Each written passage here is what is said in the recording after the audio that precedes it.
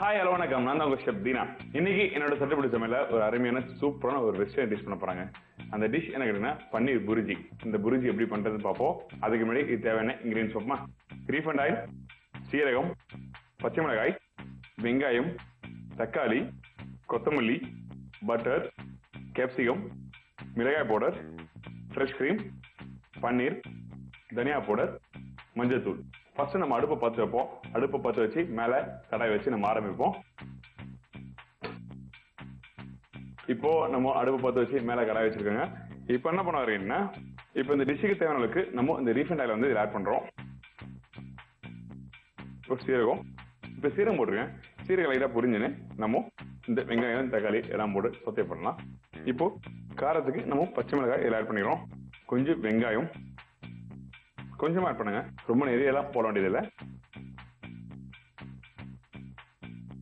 இப்போ வெங்காயம் லைட்டா வதக்கியாச்சு. இதற்கு பிறகு கொஞ்சமா இந்த தக்காளி ஆட் பண்றோம். இப்போ லைட்டா கொஞ்சம் சால்ட் ஆட் பண்ணலாம். இப்போ பாருங்க, இப்போ நம்ம வெங்காயம் தக்காளி போட்டிருக்கோம், நல்லா வதக்கிருக்கோம். ரொம்ப மேஷ் பண்ண வேண்டியதில்லை, ஓரளவுக்கு லைட்டா வதக்கியாச்சு நம்ம. இப்போ இதுல வந்து தேவையான அளவுக்கு நம்ம லைட்டா உப்பு ஆட் பண்ணலாம்.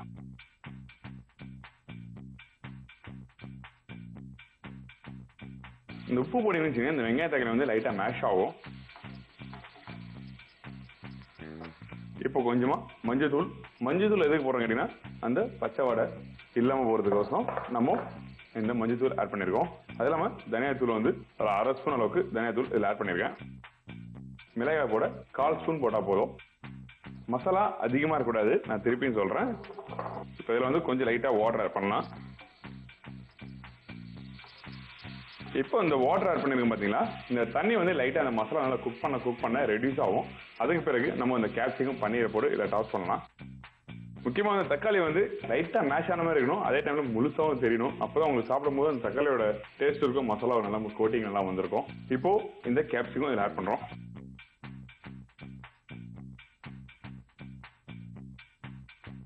என்ன பண்றாங்க, கொஞ்சம் கொத்தமல்லி இதில் ஆட் பண்ணலாம். முக்கியமா வந்து இந்த டிஷ்ஷுக்கெல்லாம் வந்து கொத்தமல்லி போட்டுனா ரொம்ப நல்லா இருக்கும். ஏன்னா நம்ம south Indian dish, north Indian dish எந்த டிஷ் பண்ணாலும் வந்து கொத்தமல்லி இந்த மாதிரி லீஃப்லாம் போட்டீங்கன்னா உங்களுக்கு வந்து ஒரு நல்ல வாசனை இருக்கும்.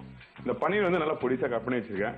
அப்படி பொடிசா கட் பண்ண உங்களுக்கு கஷ்டமா இருக்கு அப்படின்னு கேட்டீங்கன்னா, வீட்டில் நீங்க தேங்காய் துருவோம் பாத்தீங்களா, கிரேட்டர், அந்த கிரேட்ல வந்து நீங்க கிரேட் பண்ணலாம். இப்போ இந்த மசாலா எல்லாத்தையும் ஒன்னா போட்டு நம்ம டாஸ் பண்றோம். கொஞ்சம் லைட்டா இன்னும் கொஞ்சம் சால்ட் ஆட் பண்ணலாம், கொஞ்சம் பட்டர் ஆட் பண்ணலாம். லைட்டா செமி ட்ரை மாதிரி இருக்கணும், கொஞ்சம் லைட்டா செமி கிரேவி மாதிரி இருக்கணும். ரொம்ப கிரேவி ஆகக்கூடாது, ரொம்ப ட்ரையா ஆகக்கூடாது, லைட்டா அந்த கோட்டிங் ஆன மாதிரி இருக்கணும் மசாலா.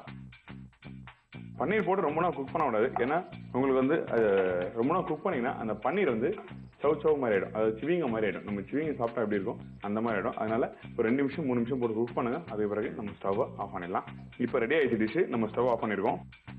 இதுல வந்து இந்த கிரீம் வந்து இதில் ஆட் பண்றேன். Fresh cream. இந்த ஃப்ரெஷ் கிரீம் போட்டீங்கன்னா டேஸ்ட் நல்லா அருமையா இருக்கும். முக்கியமா அந்த ஒரு ரீசன் கோசம் போடுறோம். இப்போ அழகா நம்ம இந்த பிளேட்ல அரேஞ்ச் பண்ணி மேல கொஞ்சம் கிரீம், கொஞ்சம் கொத்தமல்லாம் போடலாம்.